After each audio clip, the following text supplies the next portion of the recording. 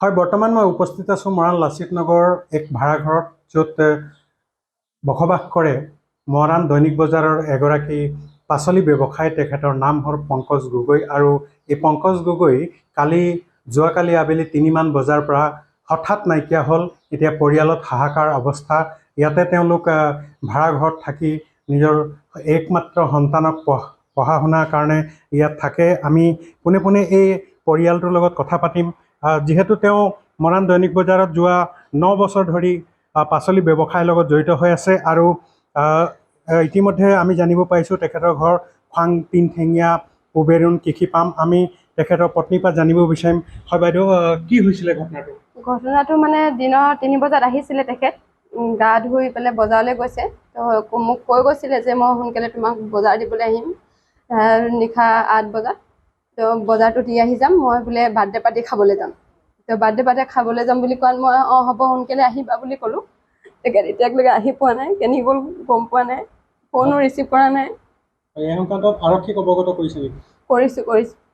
কি ক'লে আৰক্ষী? তো কিবা হেৰি পালে জনাম বুলি ক'লে। আপোনালোকৰ ল'ৰা ছোৱালী কি আছে? মোৰ ল'ৰা এটাই আছে। কি পঢ়ি আছে? ক্লাছ 3 পঢ়ি আছে। আপোনালোকৰ আচল ঘৰটো ক'ত? মোৰ খোৱাং তিনঠেঙীয়া বালিজান হয়। মোৰ মাৰ ঘৰ, মোৰ মানুহজনৰ ঘৰ কুবেৰুণ কৃষি পাম নিগম। এই ল'ৰাটোক পঢ়াবলৈ বুলি ওলাই আহিছোঁ আমি। এতিয়া আপোনাৰ স্বামীক কি আহ্বান জনাব? মই তেখেতক এটাই ক'ব বিচাৰোঁ, ল'ৰাটো মুখক লাগি যাতে ভালে ভালে গুচি আহে। সি য'তে আছে ভালে ভালে আহিব লাগে ঘৰলৈ, ল'ৰাটো মুখলৈ চাই। এয়া আছিল মৰাণৰ এগৰাকী মহিলা। তেওঁ নিজৰ সন্তানক শিক্ষা দিবৰ কাৰণে ইয়াত মৰাণত ভাড়াঘৰলৈ বসবাস কৰিছিলে। সমান্তৰালকৈ তেখেতৰ স্বামী পংকজ গগৈ মৰাণ দৈনিক বজাৰত পাচলি ব্যৱসায় কৰি পৰিয়ালটি পোহপাল দি আছিলে। যদিও যোৱাকালি আবেলি প্ৰায় 3মান বজাৰ পৰা তেওঁ নিৰুদ্দেশ হৈ আছে। আৰু এই মহিলাগৰাকী ইতিমধ্যে মৰাণ আৰক্ষী থানাত এজাহাৰ দাখিল কৰিছে। যদিও এতিয়ালৈকে স্বামীগৰাকীৰ কোনো সুমূহুৰ্ত পোৱা নাই। ভিডিঅ' জাৰ্নেলিষ্ট নিদান পূৰ্তিৰ সৈতে ৰাজু মিশ্ৰা, এনি ভাৰত 24 মৰাণ। এনি ভাৰত 24ৰ প্ৰথম প্ৰয়াস জুবিন গাৰ্গৰ গীতৰ প্ৰতিযোগিতা। জুবিনৰ গানে কি আনে।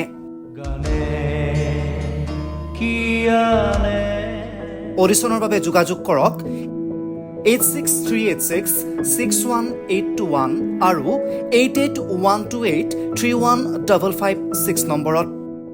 এনি ভাৰত 24 উদ্যোগত এটা নতুন সংগীতৰ প্ৰতিযোগিতা আয়োজন কৰা হৈছে, য'ত মোৰ গানৰ প্ৰতিযোগিতা হ'ব।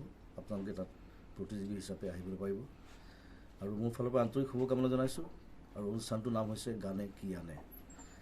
সকলোকে মৰম জনাইছোঁ, সকলোৱে আহক, ইয়াত অংশগ্ৰহণ কৰক। Thank you very much. Love U.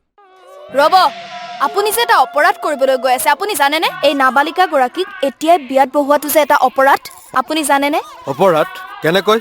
মোৰ ছোৱালী, মোৰ কথা। তুমি যিয়েই নোকোৱা ভূঞা, 18 বছৰৰ তলৰ যিকোনো কন্যা সন্তানৰ বিয়া দিলেই আইনগতভাৱে এক দণ্ডনীয় অপৰাধ। বিয়া দিয়াজন যিমান দায়ী, বিয়া পতাজনো সমানে দায়ী। এতিয়া তাই পঢ়া শুনা কৰাৰ বয়স, খেলা ধূলা কৰাৰ বয়স। তাইক খেলিবলৈ দিয়ক, পঢ়িবলৈ দিয়ক, আৰু চাব এদিন আপুনি তাইক লৈ গৌৰৱ অনুভৱ কৰিব পাৰিব। এতিয়াই তাইক সংসাৰৰ বোজা দি তাইৰ ভৱিষ্যত জীৱনটো অন্ধকাৰ কৰাৰ অধিকাৰ তোমাৰ জানো আছে? মোৰ ভুল হৈ গ'ল মাজনী, মোক ক্ষমা কৰিবা। শিক্ষা ল'ৰা ছোৱালী উভয়ৰে প্ৰাপ্য আৰু অধিকাৰ। আপোনাৰ কন্যা সন্তানক তাইৰ এই প্ৰাপ্যৰ পৰা বঞ্চিত নকৰাব। বাল্য বিবাহ ভাৰতীয় আইনৰ দ্বাৰা বিহিত এক দণ্ডনীয় অপৰাধ। এনে অপৰাধ কৰি আপোনাৰ কন্যা সন্তানৰ ভৱিষ্যত অন্ধকাৰৰ মাজলৈ ঠেলি নিদিব।